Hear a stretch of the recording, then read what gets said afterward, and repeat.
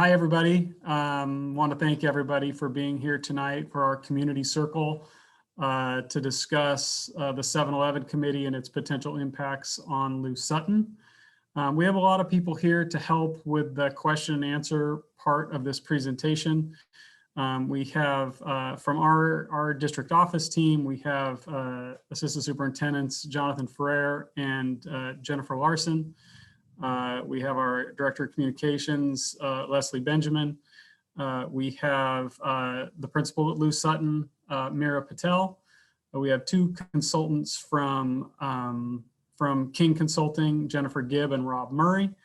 And we're very thankful that we have Isabel here tonight helping us with live translation so that we make sure that we have our whole community can access this presentation tonight. So I'm going to start the presentation by taking you through a short presentation. It should take me approximately 12 minutes or so to go through the presentation. As you have thoughts and questions that come up about my presentation, I encourage you to write them down or tuck them away in your head, because at the end of my presentation, I'm going to turn the floor over to Leslie Benjamin. And she's going to talk with you about a process we're going to go through for this meeting. It's called a thought exchange. We're going to do a live exchange where you, the community group, get to really drive the process after I'm done with my presentation. You get to give me all of the questions and thoughts that you have.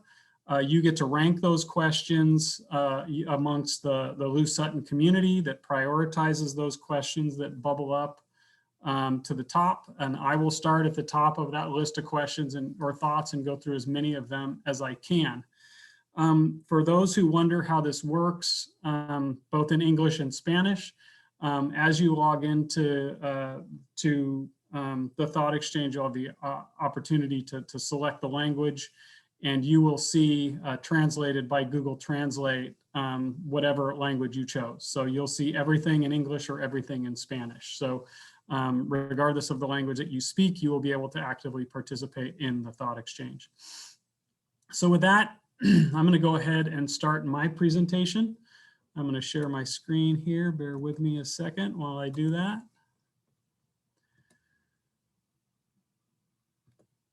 Okay, so again, I want to thank you all for being here. I'm very sorry that we can't be together. This is the kind of meeting that first of all, nobody likes to do, but if we do have to have a meeting like this, I want to be able to be in the same room with each of you. And, you know, it's disappointing that this is happening during COVID and we don't have that opportunity.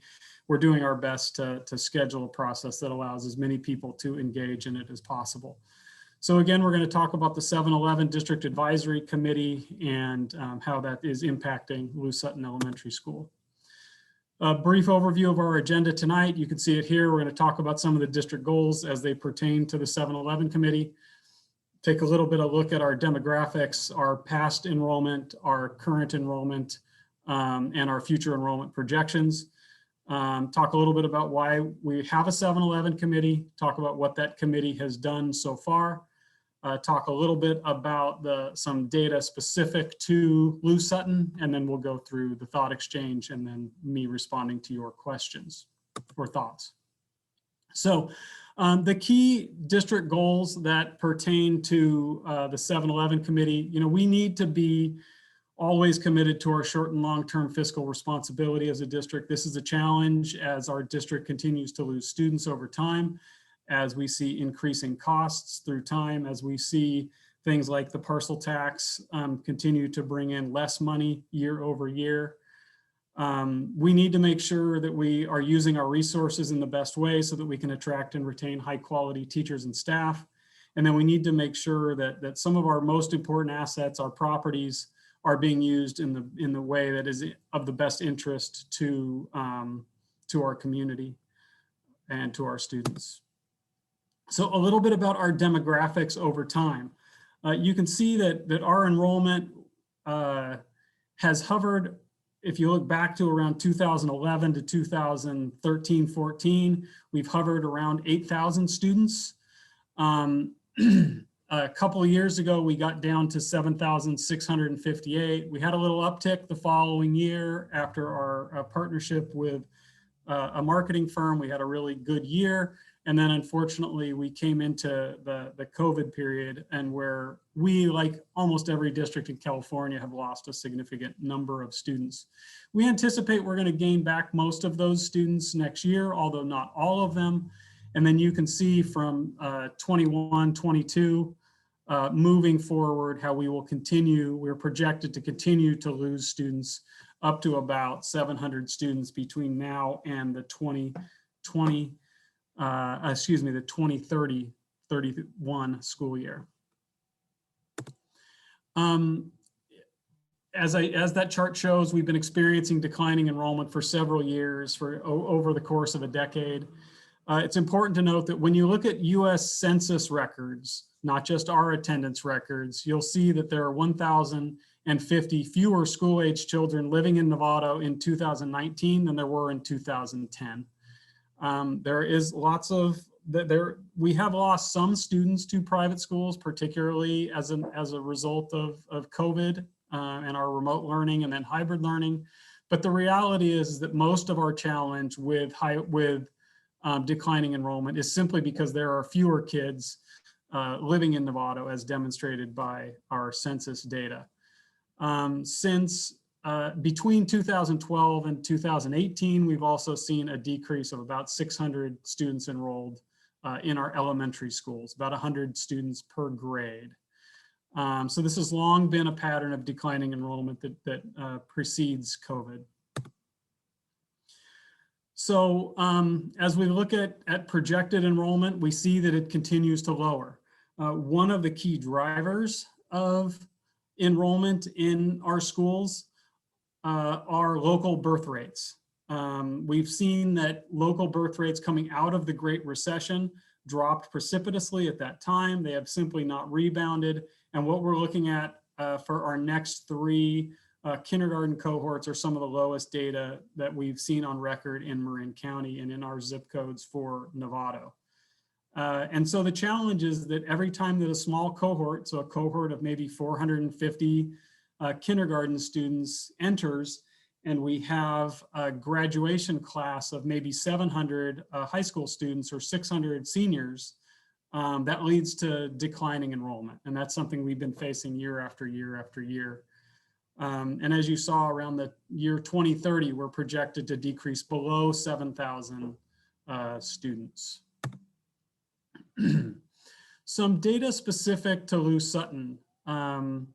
We've shared a lot of information about all of our schools with the 7-Eleven committee. You can access all of that information at the NUSD 7-Eleven committee webpage. If you do a search, if you just search Novato Unified School District 7-Eleven committee, it'll take you right to that page. You will be able to access all of the significant amount of data that we've shared with the committee. For the purposes of this meeting tonight, we're just sharing a little bit about Lu Sutton. On the left, you'll see the 2020-2021 data.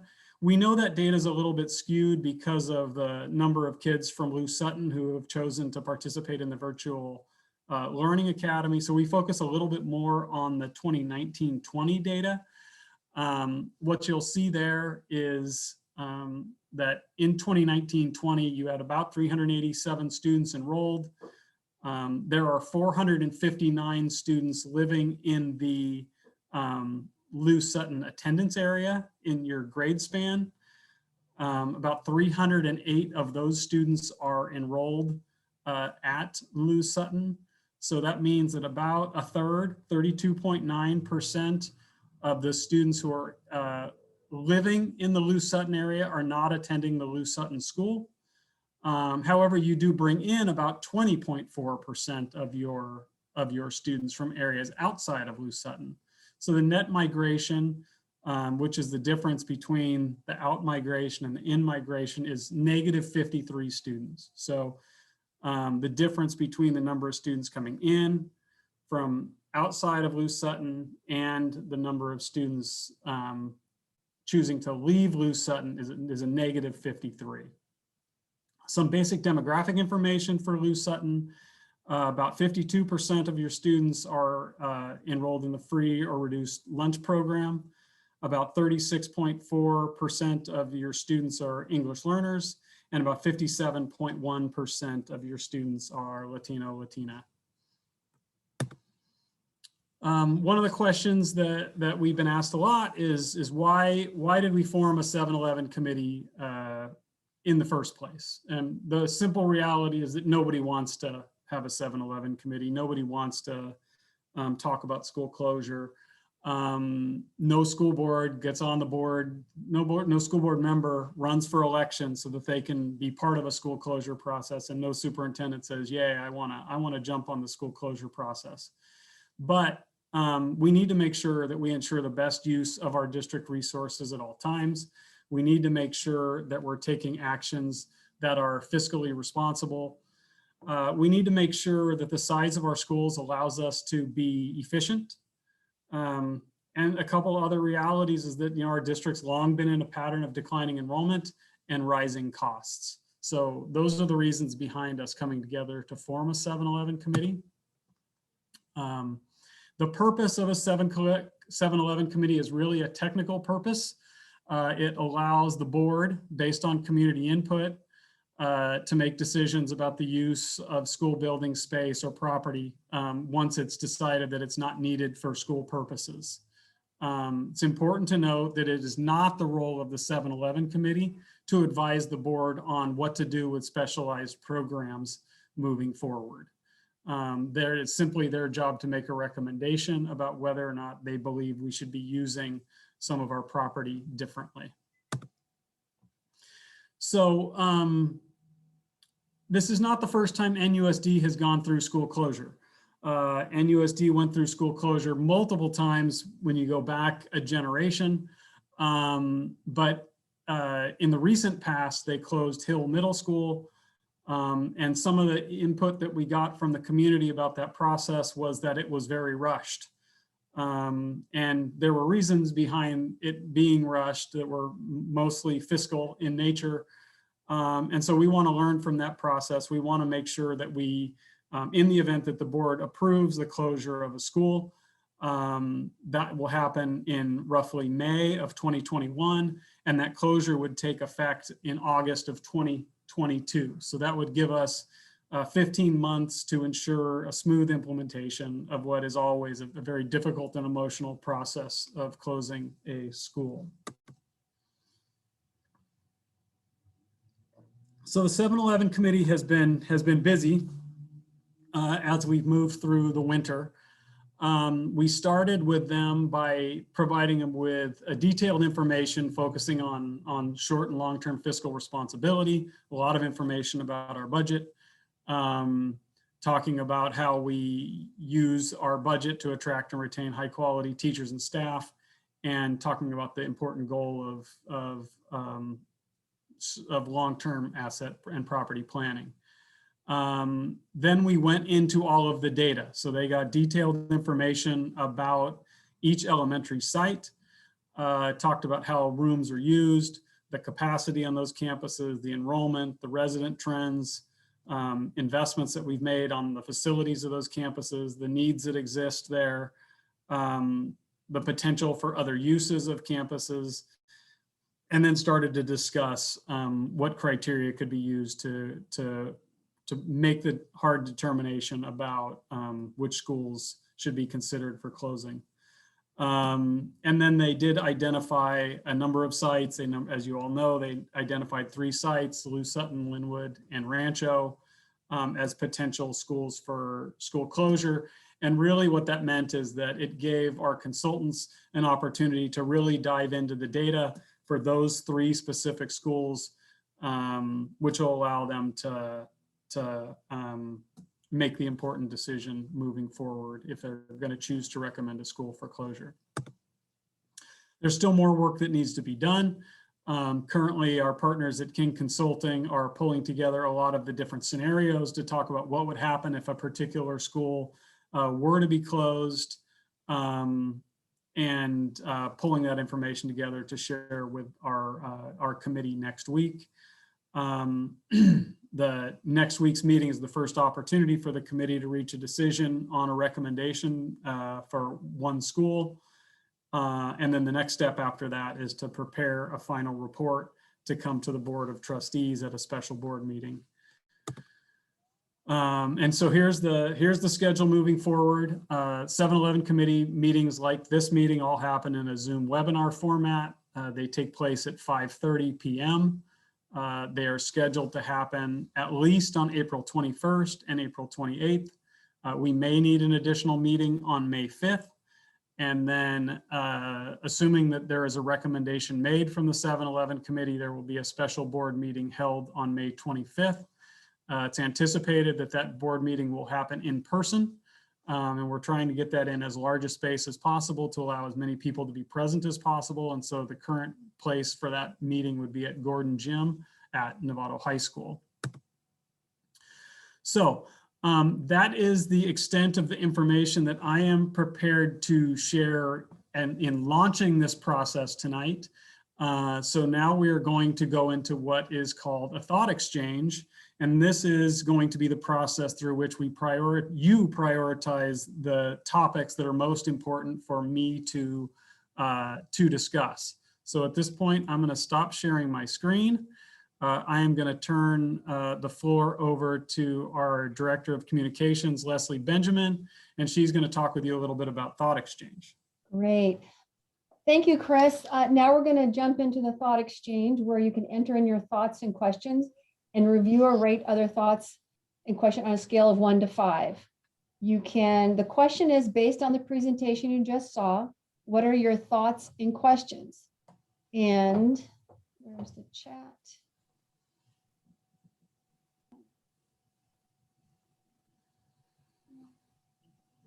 There's 3, and the list based on the list we get at the end is prioritized on what everyone in the conversation thought. So I am trying to find the chat to put a link in. There we go.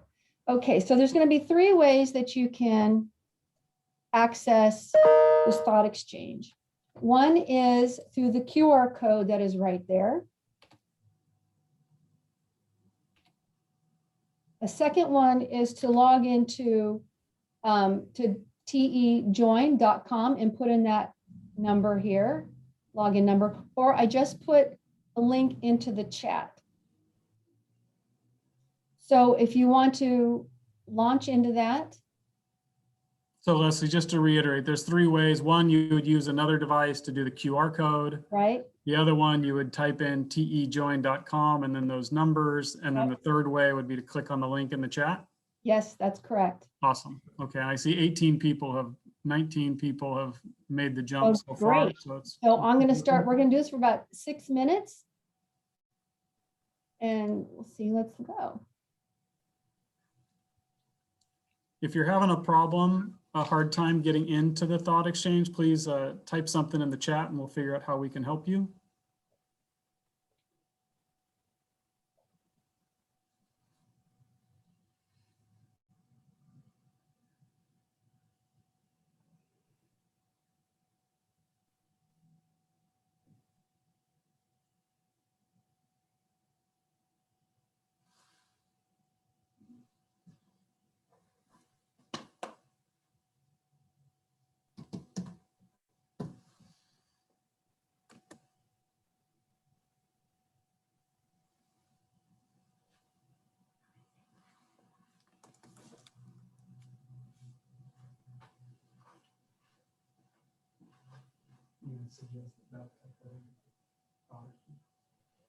And so now you can see as you're participating and putting in thoughts, you'll see them fill up the right-hand side of the screen. On the left hand, you'll see the people and the thoughts coming together.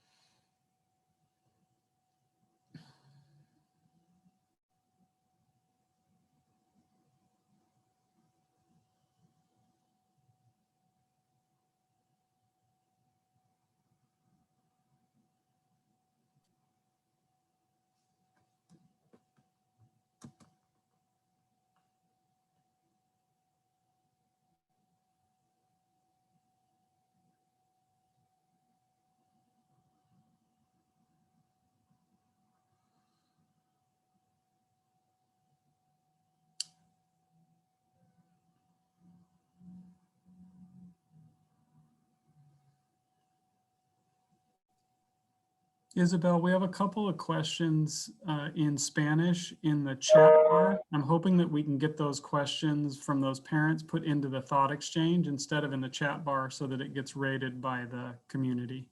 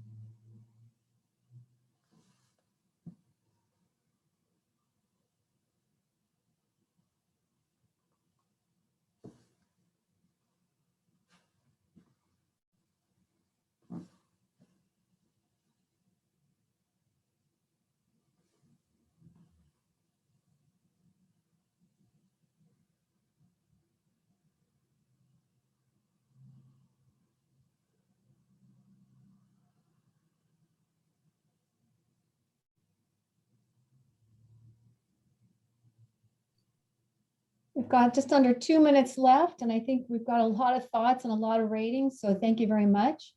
So we'll be closing it in just under 2 minutes.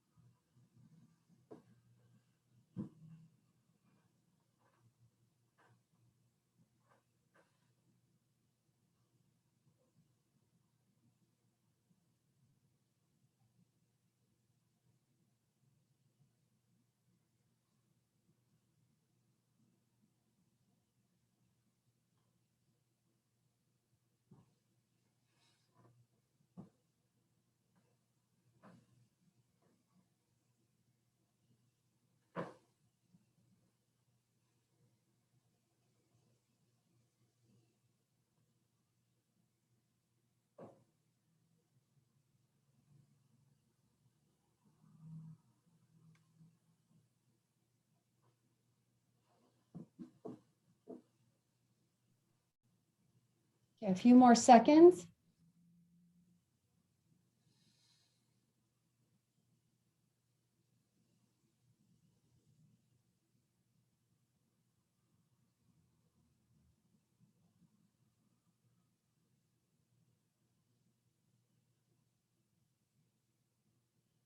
Okay, I'm going to close the exchange and we'll move into Chris responding to the questions.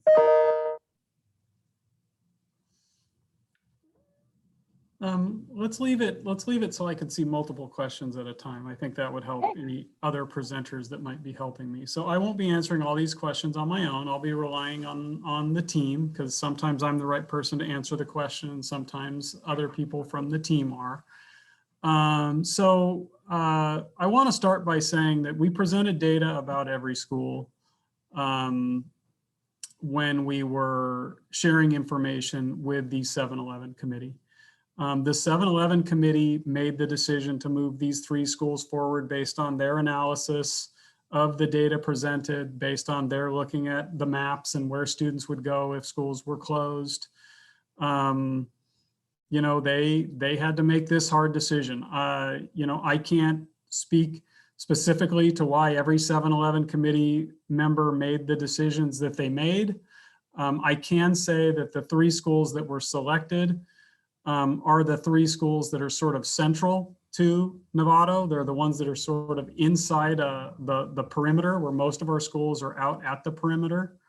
And I know that that played a role in our discussions, that there's just a more practical side of closing those schools more in central Novato than out on the perimeter. For example, if you were to close Olive, which is a very small school, where would those students be able to go? So, you know, I think that gets to some of the reason behind the decision for those 3 schools. I do know that all schools were considered as we went through the process. So all schools were considered. They were all looked at closely. I'm not sure what the commenter means about Pleasant Valley's numbers reduced by over 80 students. Maybe that was a virtual learning academy adjustment, kind of like Lu Sutton's. Rob, do you have any idea what they might be talking about that with that decrease of 80 students at Pleasant Valley? Yeah, I mean, the official enrollments from 2019 of 452 to 2020 of 366 in Pleasant Valley. And looking at that school, you know, yes, there was certainly some of the VLA adjustment that was also responsible for the drop of over 50 students that we saw at Lu Sutton. And then we noticed, particularly at Pleasant Valley, that that kindergarten enrollment was significantly lower than normal there, and we suspect that is potentially some of what you alluded to earlier, with some families opting for private school, maybe just for this year, maybe not. But we, again, worked very hard to account for as many of those unique variables, given that we're doing this in a year where a lot of our data points for the current year aren't as closely aligned with the past, and we want to try to consider as much as we can. But yes, by official enrollments, Pleasant Valley did have it, and Lu Sutton both had those large drops this year. Good. Okay, thank you, Rob. I appreciate it. Okay, next question. So some of the same topics, and you know, I appreciate that people are saying the rich white schools were not even considered for closure. What I can continue to say is all of our schools were considered in this process, but they were not chosen to move forward. I do appreciate the equity lens. The community, the 7-Eleven committee has heard a lot about that over the last couple of weeks. I know that Principal Hospodar, who's one of the committee members, has also expressed an interest from the beginning that we need to be considering that. So I'm sure that that'll be part of the discussion as we move forward.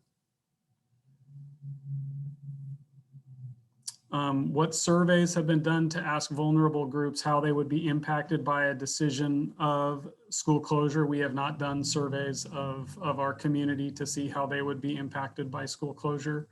One of the things that we will be discussing at length next week is, you know, if we were to close different schools, where would the students go, and how would that impact things like distance to their school compared to what it is now to what it will be in the future, what different roads they will need to cross, etc. So we will be looking at all of that in our next meeting. The next question is kind of a process question. The school data should have been presented blind. You know, I have to respectfully disagree with that, because an important part of this decision is the practical ability to actually be able to close the school and get kids to another school within a reasonable distance. So I do think there would be some advantages to that in some ways, but I think it would also create some different problems in other ways. So, you know, I do see how there would be benefit to it in some ways, but not necessarily in all ways. Do you plan to redraw all Novato school district lines, or just the districts around the school chosen for the future? So we'll be creating some scenarios, and I'll let Rob talk to that real briefly. Yes, thank you, Chris. And, yes, that's something that kind of expands beyond what the 7-Eleven committee is initially looking at, which this next meeting is really going to focus, as Chris was just saying, on the impacts to the students who are in that resident boundary and what their next closest school is. But in looking at the ability of neighboring schools to accommodate those enrollments, certainly there's an acknowledgement that just because absorbing part of a closed school's boundary might increase its capacity above the level we'd like to see, that doesn't preclude an additional choice to then have wider ranging boundary adjustments. So I think it's something that we will acknowledge the possibility of, but we will not be looking in detail at a lot of wider ranging scenarios beyond the 3 schools whose boundaries we're investigating as potential closure candidates at this point in the process. If you close Lu Sutton or Linwood, both Title I schools, and spread out amongst our other schools who are not, NUSD stands to lose a lot of the funding, and the students who benefit from the extra students may suffer. I don't believe that's the case. We get our Title I money based on district data, and then we allocate it to our schools. Jen, you have anything to add on that? Do you have any thoughts on that? It's okay if you don't. Yeah, it would be redistributed, but it would really depend on where the students were moved and how the boundaries were drawn. And I think that would certainly be a part of the conversation in redrawing those boundaries.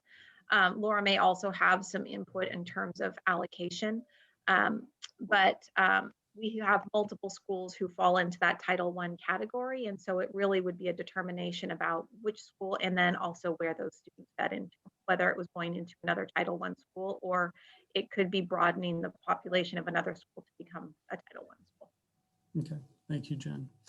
What are the specific criteria that the 7-11 committee used to make the decision to put these 3 schools on the short list? They looked at the data around the enrollment trends. They looked at the size of schools. They looked at the location of schools, and they looked at all of the other data that was available, and those were the decisions that they made. But it was based on all of that data that was presented. Additionally, all of these meetings are available to be viewed. They've all been recorded and shared on the 7-11 page if you're interested in walking, I glanced ahead at the next question. If you're interested in reviewing those meetings to sort of see what the process looked like and how it played out.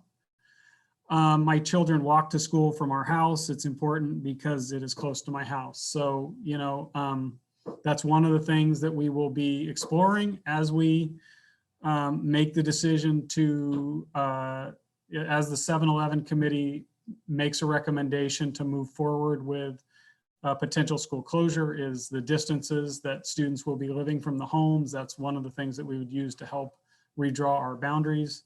I think it's a sad part of our culture, when I think back to the days of walking to school when I was a kid, and, now I see all the cars, lined up at school drop-offs. I know there's been a lot of changes in society since then. I know that this will make it harder for some families. I sure wish we could get back to that time where people felt comfortable with their kids walking to school like you do. I appreciate that. We talked about this next one, what were the specific criteria they used. So we'll keep moving to the next one. What proactive measures and/or studies have been done to determine how closures would affect the different socioeconomic groups in the schools? We have not done studies to determine how closures would affect different socioeconomic groups in the schools. What we do know, the socioeconomic makeup of the 3 schools on the list, it's very different, the 3 different schools. Are you able to show a comparison of the demographics between the 3 schools? Yes, if you want to look to the data that's available on the 7-11 page, you can see significant demographic data for all of the schools here in Novato. So feel free to go ahead and go to that resource so you can see what all the data looks like. Can I speak to the flow of traffic at the 3 schools? The ability for an easy drop off and pickup in a congested area could be very significant for some of these neighborhoods. When we change the size of these schools, what we are likely doing is bringing them back to the size of the schools that they used to be prior to the declining enrollment. But as I just pointed out, it used to be that a lot more people walk to schools than do now. So there could be some significant traffic impacts. We would need to look at that and work with Marin Transit, who we work with to cover the crossing guards, et cetera. This could make some changes to where we have crossing guard allocation. So that's something that we will use the next year to explore. If our school is closed, how will the students be divided into the other schools? Rob, do you want to talk a little bit, not get into too specific about Lu Sutton, but just generally how you use the demographics to help with redrawing of boundaries, the kinds of things that you consider? Yeah, so we'll be showing a few different options for each of the schools on the 7-Eleven committee's shortlist this week, with potential ways that boundary could be divided. The biggest determinant really is looking at that walking distance to next closest school, but then also certainly keeping an eye on demographic makeup by ethnicity at the schools to see if that would become significantly more imbalanced, and looking at overall enrollments to those ideal capacities that we determined. So kind of keeping all three of those primary factors in play to the best balance possible. Okay, thank you, Rob. Will the 7-Eleven committee be informed of different grant funds that are specific to Lu Sutton that would be lost if the school is closed? We don't anticipate that those grant funds would be lost. We've talked a little bit about Title I earlier. We will work with Marin Community Foundation and Haas Foundation to ensure that they'll continue to support our students regardless of where those students are. So we don't anticipate, and based on early conversations, we don't anticipate that would be a challenge moving forward. Are relocation costs being factored into the overall cost savings? Does this include staff relocation? How are you estimating relocation costs? We know that there will be some relocation costs associated with any school closure and getting set up at the new school. We don't anticipate that these will be significant in any way.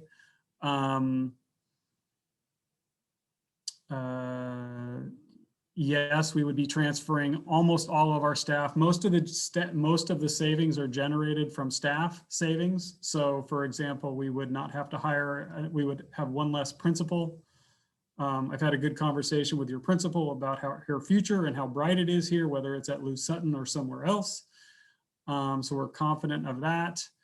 But it's also things like office managers, daytime custodians, things like that are where we achieve the vast majority of the savings. Teachers and nighttime custodians, et cetera, will follow the students as the other schools grow.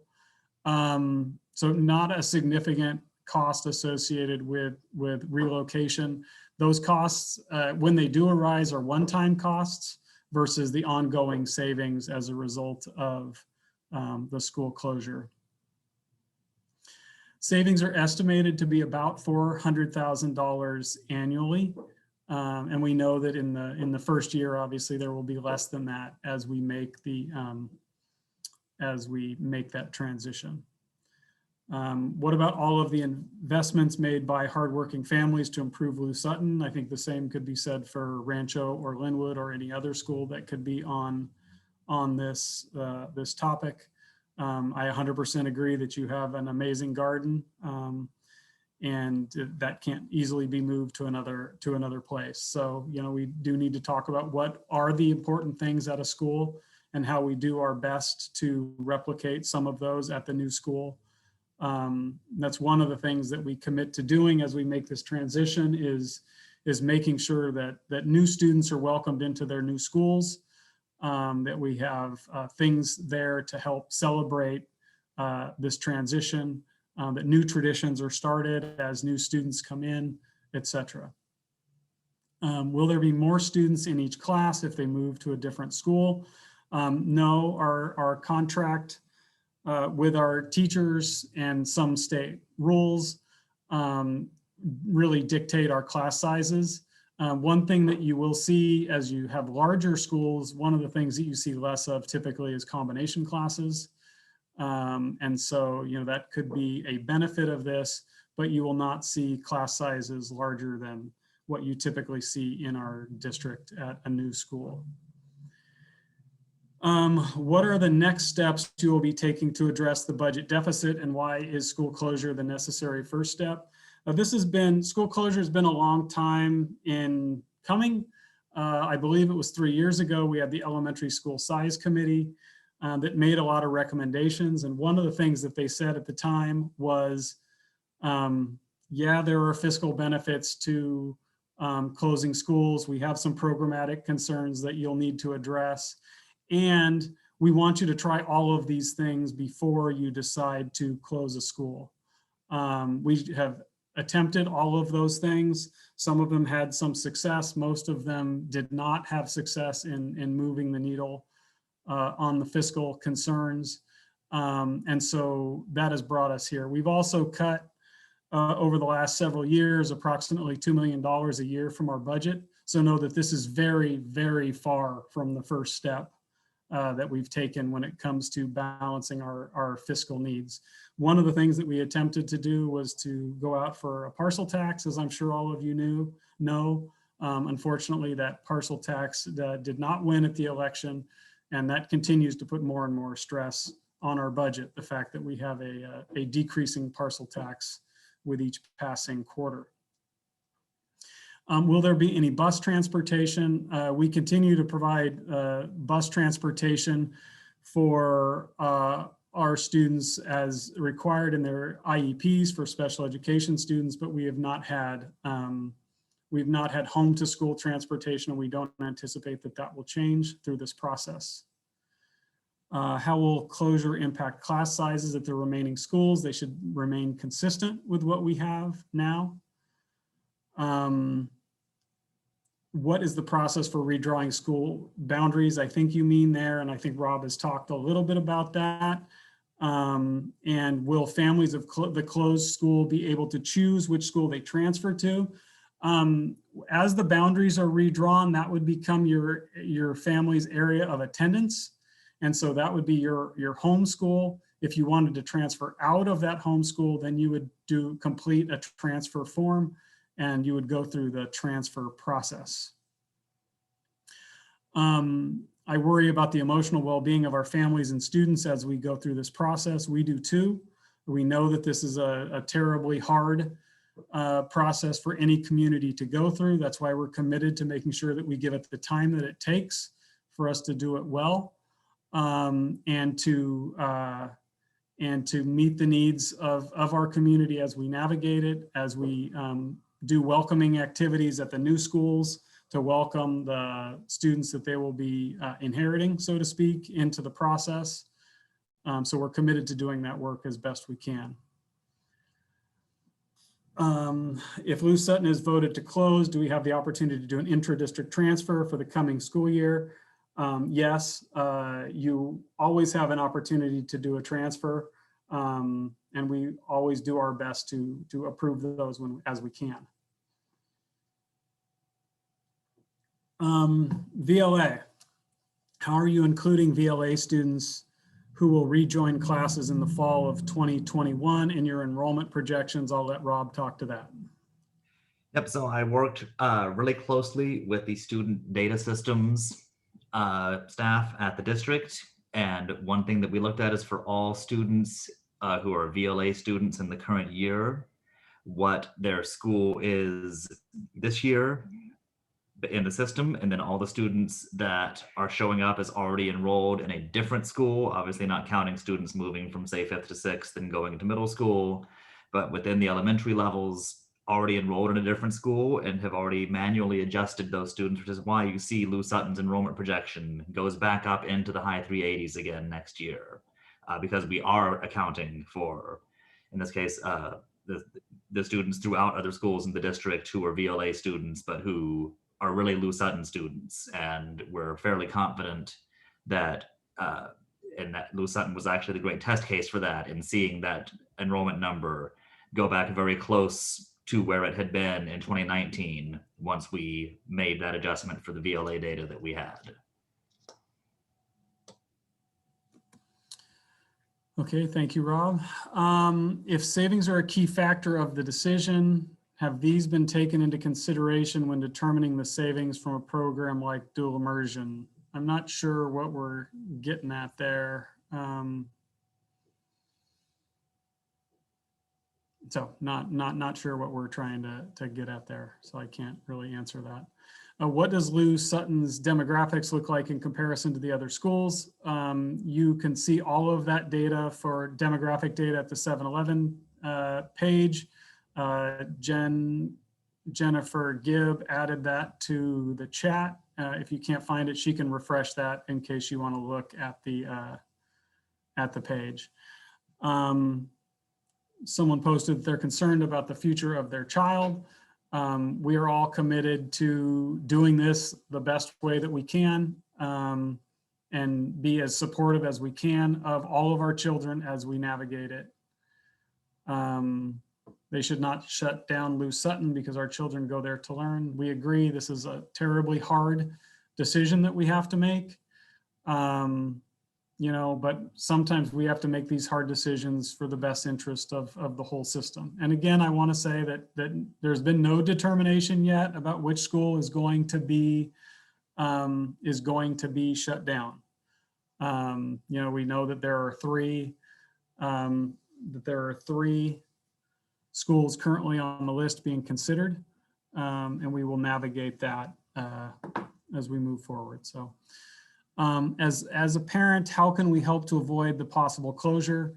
I have all three of my kids in the same school, and I'm afraid they'll get split into different schools. So that will not happen. Families, with the exception of a child being in elementary and middle school, families will be at the same school. So as we redraw the boundaries, if there are 3 children at Lu Sutton, and Lu Sutton is the school that's closed, all of those 3 children will go to the same school moving forward. How about the students that walk to school? It's going to affect so many families. We have addressed that. You know, we will be making sure that some of the things that are considered are the different scenarios about how far children are walking to get to school. That'll be one of the factors. Where will students and teachers be placed? Demographics will be altered if this isn't considered, maybe. Teachers will go through a transfer process that's dictated in the collective bargaining agreement with the union. Essentially what will happen is that for any teachers that have to move from one school to another, they will be given a list of all of the vacant positions in their credential area, and then by seniority, they will have the opportunity to pick which site they want to be transferred to.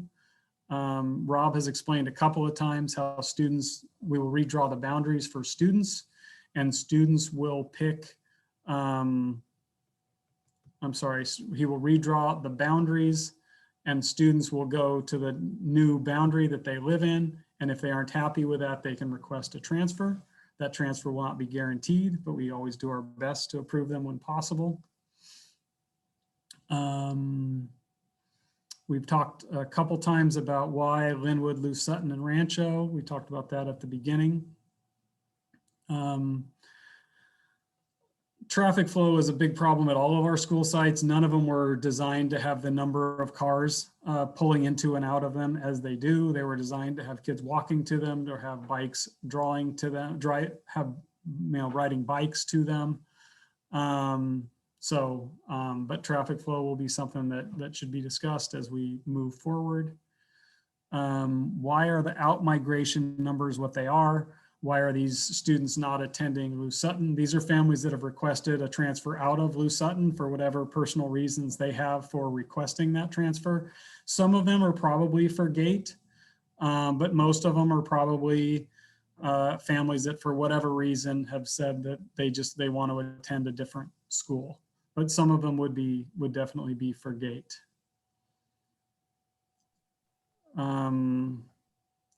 The AC has no bearing on the decision to close schools. We anticipate that this school will still be used, whatever school is closed will be used for educational purposes. And we still plan on doing all of the facilities upgrades as awarded through Measure G.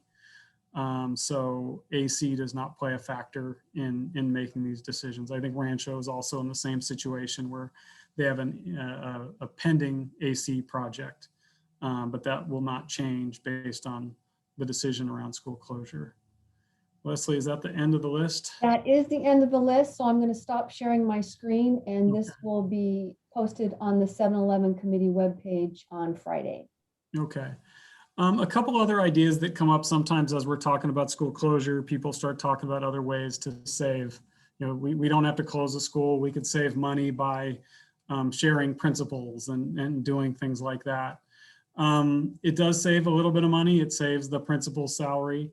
It doesn't save, you know, it saves maybe a third of the savings we get from closing a school. So, you know, those things are considered.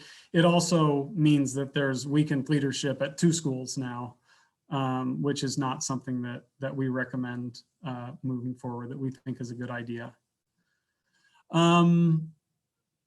Another thing that comes up is, are the schools that are going to be inheriting more students going to be able to house the number of students that they will be inheriting as we redraw the boundaries? And that's one of the things that we will work closely with Rob and Jennifer from King Consulting to make sure that we don't find ourselves in a situation where we've got to add 4 or 5 portables on a campus in order to make this happen. So we'll be doing everything we can to avoid that situation.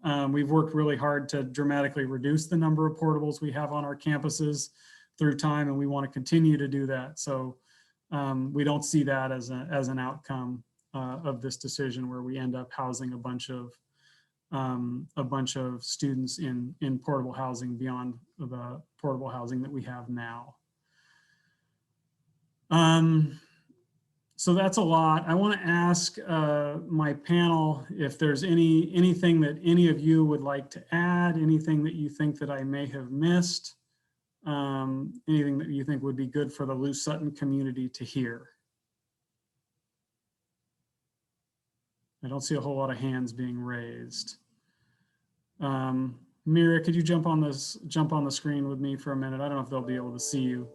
You know, this is a really hard process for any principal to have to go through, let alone a principal that's in her first year, let alone a principal that's in her first year during a pandemic. And so, you know, I just want to give a shout out to your principal, Mira Patel, for being such a strong leader, being so supportive of the Lu Sutton community, and walking that balance of also having to be, you know, a manager from the Nevada Unified School District. So I think that we're very lucky to have Mira. I think she's a bright star in our system, and we look forward to, you know, continuing to work with her through this process. So Mira, thank you. I just wanted to make sure you got your well-deserved shout out here today. So that is the end of our questions that we had come up through the thought exchange. I'm glad that we're able to get through them all. I'm sure that we will get more questions, you know, as we get closer to the 7-Eleven committee process. You can continue to submit letters to the 7-Eleven committee. There is an email address for that. Can somebody type into the chat bar what the email address is for the letters to the 7-Eleven committee? That would be great. We've gotten lots of them, and we read them all. They're all touching. So there it is, 7-11committee@nusd.org. So please, you know, keep the information coming. We want to make sure that we're engaging with our community on this topic. Again, we're sorry that we had to have this meeting remotely. We appreciate everybody that was able to join us tonight. And with that, I think that we will wrap it up. And I do love to see all the support for Mira in the chat bar. That's how we feel about it. She's feeling the love, and you know, we're very proud of her and of you all for embracing her through this hard time. So with that, I will wrap it up. Thank you everybody for your time tonight.